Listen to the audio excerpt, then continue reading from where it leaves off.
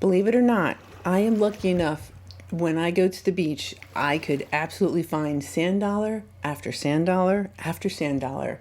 And that is exactly why I film my beach adventures and share them with people who can't get out to places like Lovers Key State Park. So this is where we are going to enjoy some time here, and I specifically came at low tide because I want to hunt for a certain kind of critter, and I will tell you all about that. Now, this place does have a trolley. However, I'm rather impatient, so I wanted to get to the beach as quickly as I could. So I took in the lovely surroundings and kept marching my way down to the beach until I finally got there.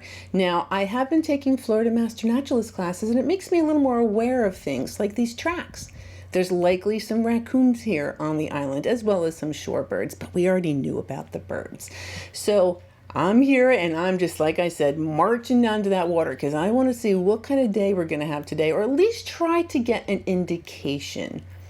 More of the park has opened. The last time I was here, we were not able to go to the north, so we will be able to do that if we do feel so inclined.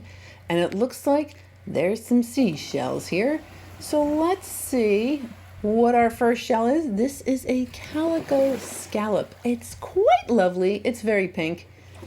It's pretty awesome. And if you're ready to see what else is out there for us today, let's go to the beach.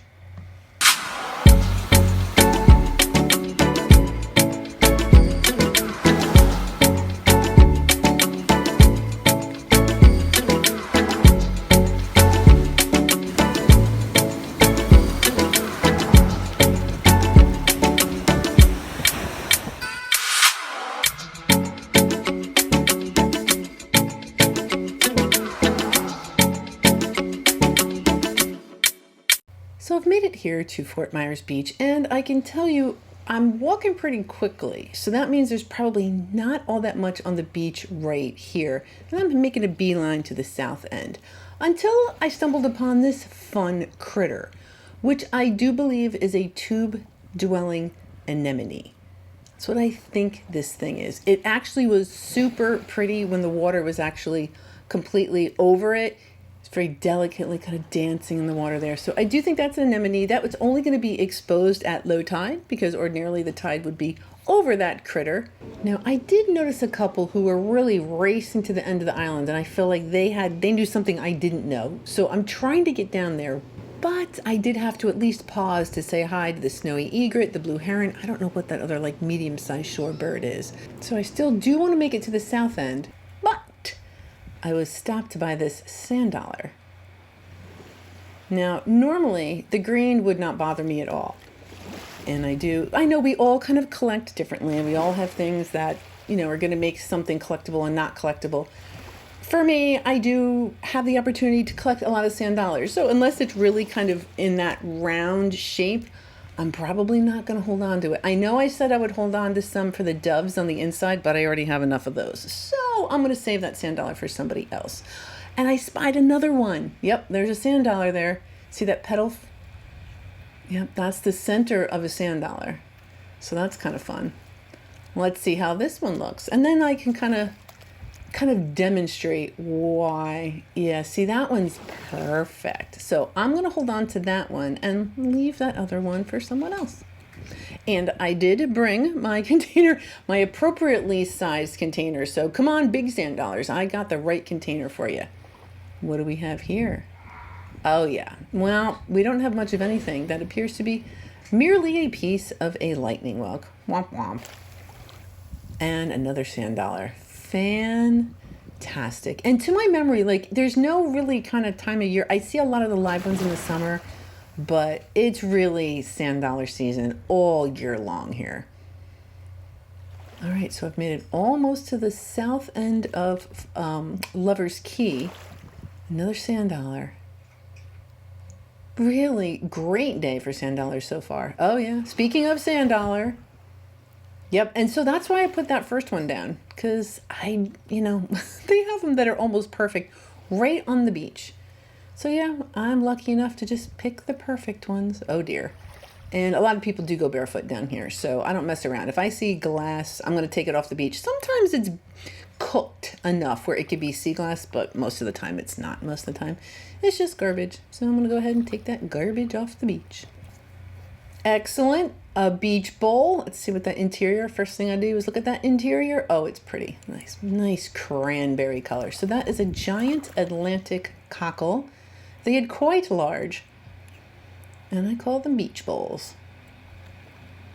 There's a snowy egret looking for its breakfast. Good luck, my fine feathered friend. And this, okay. This is a live crown conch. It's probably the biggest one I have ever seen. That's my hand there. So I'm just trying to demonstrate how absolutely massive this thing is. It is enormous. Now they say it can get up to about 5 inches long. And I want to say that this is close. I mean, this is a really substantial specimen. I'm just full of respect and awe over this huge crown conch. You can see all the cool algae and things that are kind of growing on its shell. And we're gonna look, I am here specifically to look for more of these shells. We're gonna see a lot more critters and shells, but not to worry. We will see a couple of shells, but this one was just unbelievable. And so again, with the respect, I didn't want to pick it up and mess around with it, but wow, just wow. I hope one day we can meet again, crown conch. That was very, very cool encounter. Oh, gross. All right, let's get that off the beach. And let's get this off the beach too, but this is far from gross. That is a rose petal talon. And I know you're probably thinking, what? You get those on Fort Myers Beach, don't you? Yep, because we're technically still on Fort Myers, or it's not the same island, but we are still in the Fort Myers Beach area. So those rose petal talons may make an appearance along with the calico scallops. Quite lovely. If you like scallops, we got some pretty good ones down here. No, frankly, we have all sorts of good seashells down here. I'm specifically looking for conchs today, those crown conchs. So the tide is going out. You can see the water literally going from the bay out into the Gulf. I'm here for that negative low at 9:38. Right now it is 8:48, so timing is perfect. See a couple more of my feathered friends here. That's probably a blue heron and a snowy egret. Looking for their breakfast. And this end of the island, just to look, well, there actually used to be trees here, and that Hurricane Ian just kind of like wiped it all out. So now you can kind of get around to the back. You didn't used to really be able to get here. So now I'm kind of along the back end of the island now. And we're gonna go hunting in that mud, because the crown conchs like the mud. So if that's where the shells are going to be, that's where you're going to find me. And it seems like I didn't have very much luck on the Gulf side. So let's see what's back here for us. So that is a sunray Venus clam. And we call that hinged when it still has both pieces. There's a little connective tissue that is keeping those two pieces together. It's a pogo. Pick one, get one. Okay, so I'm in the right spot. See all those little trails? Those are critters. So that's what made all those little trails in the water there. So we do see there was a king crown on the very bottom. This critter here, well, that's a horseshoe crab. Now I'm gonna get a little bit closer of a look, see if I can show you. Boop, kind of boop it on the nose. And you can see his little tail there. So that's just a little itty bitty horseshoe crab. And there's some other critters here. There are king crown conchs or crown conchs here. There's one and it's alive. Look how furry its shell is. So that little black siphon coming out of the front, that's kind of what I look for when I see a shell and I'm trying to determine if it's a critter, if there's an animal. I can see that little black siphon coming out the front. Oh, that is another horseshoe crab. You can kind of really see the front of that one a little bit better than that other one. So we're in the right area. Definitely in the right spot. Now it's just a matter of looking through this mud and furry things to find one of those lovely shells. Now, as I'm back here, there's more roseate spoonbills. So those pink birds you see, those are roseate spoonbills looking for shrimps and crab and things of that nature.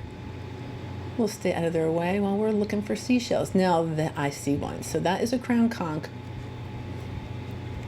Is it alive? Oh, yes. Okay, sorry. So it is alive. See the critters there? So that's the front of the shell. Oh, that probably would have been real pretty too. So sorry to disturb you, my friend. I will put you back there. We'll keep looking for a shell that is empty. Okay, it's the right shape. Oh, it's a critter. Yeah, that was attached to that little leaf. All right, let me put you back there. Sorry. Once again, so sorry. What about you? And again, I'm not seeing the siphon, so that's why I'm like, ugh. Otherwise, I could see that little black thing. So there's kind of like the mud flats at the bottom of Lover's Key. What about this? No, this is just a broken moon snail. And that, doesn't it look like the water's like boiling? Those are fish that are stuck with the tide going out. So that's all little fish kind of flopping around. And that's exactly why those birds are here. Oh, the roseate spoonbills. Okay, empty, finally. All right, that's what I was looking for. It took me long enough. So it is a crown conch. It's definitely got some color on it. So that I will take home, and we are gonna clean that all the way at the very end of the video. I'm gonna bleach it. I'm gonna put it in acid. I will show you how that shell comes out. All right, see, I see the siphon, so I don't need to disturb that critter. I know that that is alive and not a shell. There is a little snail in there. Where there's one, there could be more. And it's like a very specific shape. Sometimes you see the crowns, you can kind of see the spikes on it. I see the spikes on that shell. I also see, I see the black siphon. So I know that that's alive as well. The shells, they're kind of like a triangle shape. And I guess I've just seen enough lumpy, fuzzy shells that I kind of know what they look like. Oh, alive. Oh, look at the color. Oh, all right. I'll tuck you back in the mud. All right, we see a siphon.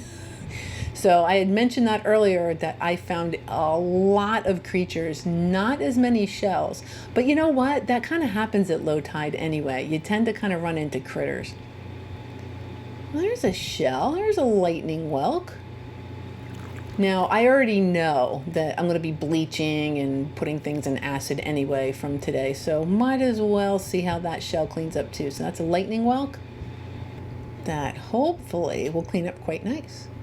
Oh no, buddy. Yeah, I actually thought it was a shell, and then I pick it. All right, so that is a live, hopefully a live, crown conch that was way up. The tide left that critter all the way up there. Now, would it have been okay? I really don't know, but I was not willing to find out. I wanted to get that into water ASAP. So now I'm like, okay, phew, you're alive. So, and I'm just concentrating on the animal, so sorry about that shot.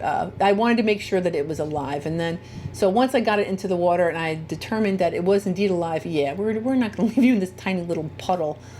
Let's kind of give you some real, there you go, real hydration. Oh, that's better.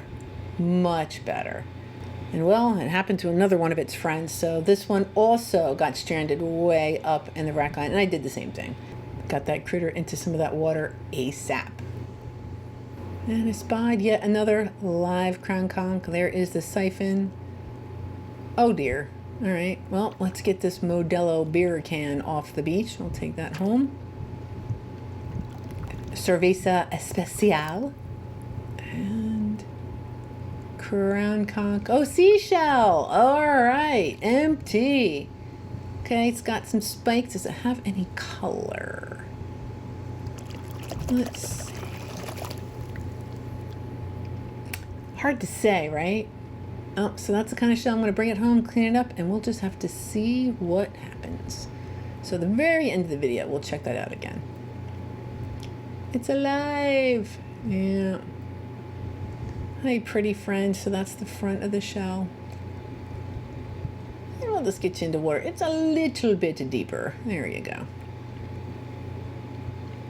And then this, you know, it's funny because I saw one of these the last time I was at the south end of Lover's Key. And I do believe it's a Cuban stone crab.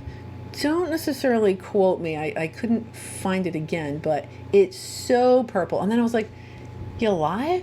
So I kind of gave it a little like, hey, buddy, and check out those front claws. They go, wow, look like a ninja. Wow. So, yeah, he was very much alive, very much ready to take me on if it wanted to. All right. Nope. I am a friend, not a foe. I'll just carry on. I just want to know if you were alive. So, low tide can bring some fun critters. That was a really purple crab. That was kind of cool. Let's see what else. Oh, another hinged Sunray Venus clam. That, look at the way that the rays, they radiate from that like spot. Oh, that's such a pretty shell. So the Sunray Venus clam. Anything else in this mud and muck? We found two. I got two of those crown conchs. Saw tons of critters. So that's always fun. Let's see what else. A rose petal tellin. Now, to be fair, I am not finding them left and right like I was over at Fort Myers Beach, but they are still here. The rose petal tellin.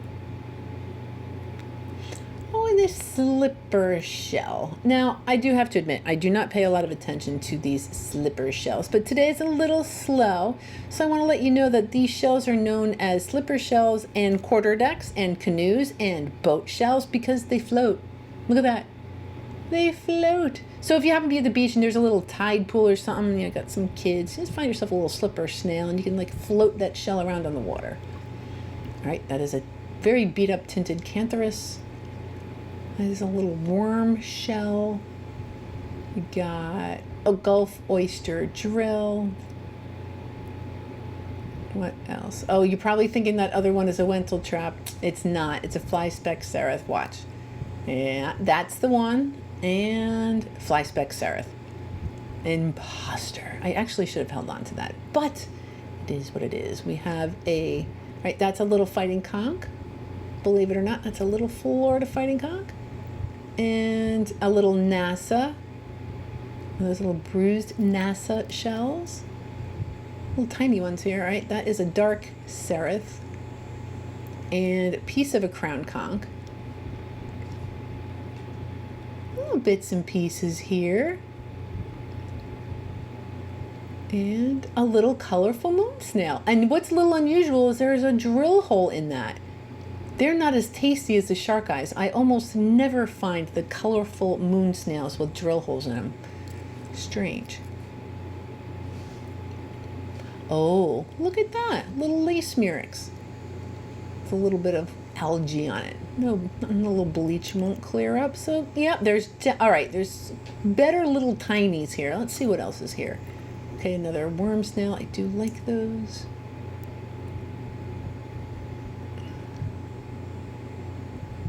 A little bubble. All right, we were talking about bubbles last week, so they're here as well.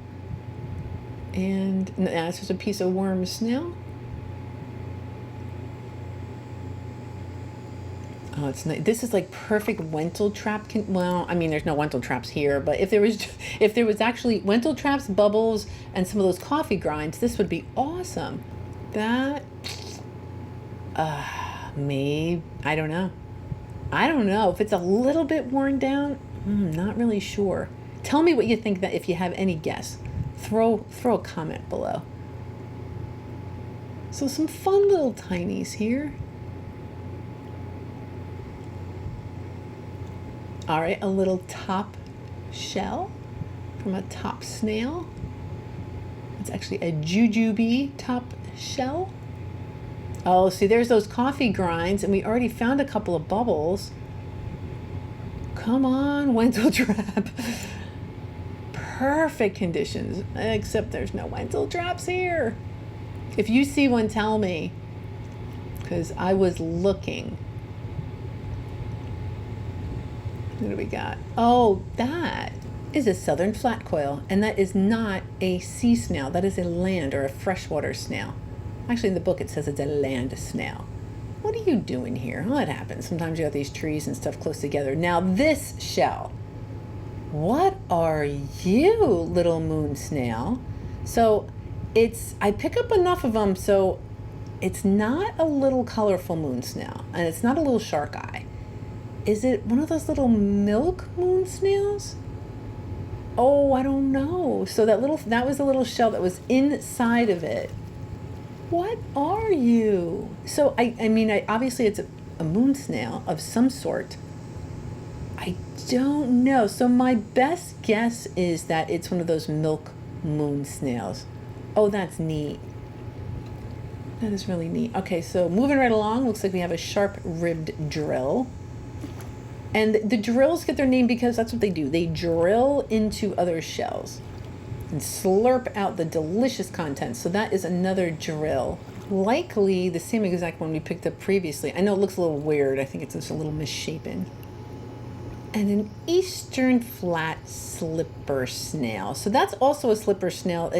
It's just, obviously it's different. It's not going to float like that other shell will. I usually find those really on the interior of like horse conchs or lightning whelks. The eastern white slipper snail. Oh, well, that's desirable. It is an alphabet cone, although it has been here quite a while, so it's definitely bleached out, a little discolored. I'll leave that for somebody else. What else did I spy? Oh, a little jewel of the beach, a little lettered olive. I'll probably hold on to that. Awesome. All right.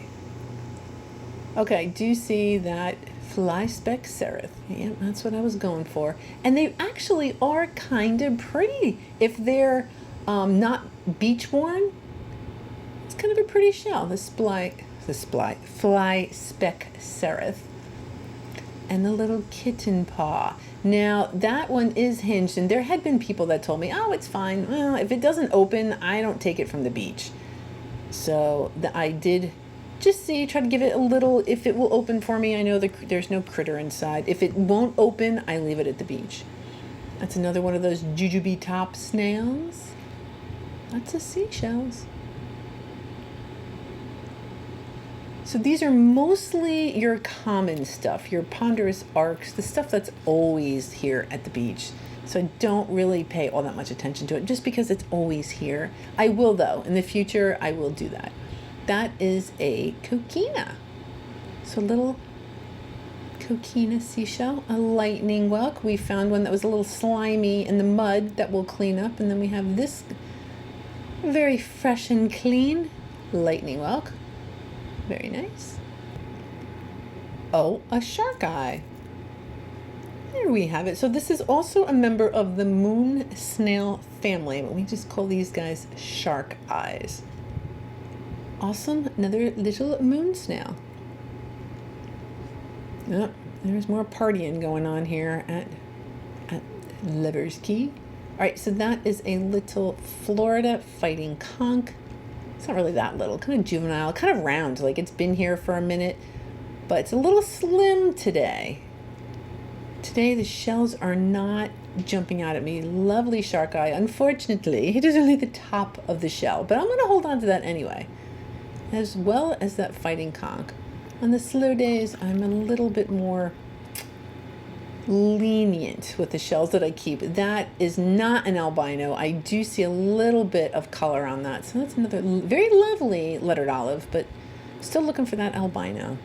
I think 2 people this week sent me pictures of their albinos. Good for you. Here's a unicorn shell. All right, we know that is really a spiny jewel box, but kind of cool. It's got a couple of those big spikes on it. And another one. And this one I really liked because the spikes were actually kind of, well, the whole shell is spiky. Got a little bit of spike going on the whole shell. So I am going to bleach that and end up with a lovely white spiky shell. Now that silver stuff is nacre, mother of pearl, but that is garbage and that's going to come off the beach. So it was low tide, so I was able to kind of wander around in the water. So yeah, you can go up pretty far and it's still not all that deep. I am not going to go, I thought about it, I'm not going to go all the way out to that sandbar out there. But I did spy something pretty exciting. So this is a live lightning whelk. And that black that you see, that's the animal's body. And then we see the shell. So I get all excited and I'm going to get my underwater camera, see what we can see. Now I can connect my underwater camera to my phone so that I can see, but that connection is immediately broken when I put the camera underwater. So apparently Wi-Fi and Bluetooth, it doesn't work underwater. So I found that out. So I don't see, when I put my camera underneath the water, I can't really see. So I kind of point and hope for the best. Kind of neat though. You see the siphon of this animal, it's checking things out, and it's extended quite a bit from the shell. You do see a tentacle under its shell, but it's interesting to see how much that shell really protects the animal. Now I think the animal might have detected me. You see its siphon is not quite as far out. So that's it. That's really the best shots I was able to get. It was kind of cool to see that amazing animal. And at this point, I would love for you to enjoy some beach time.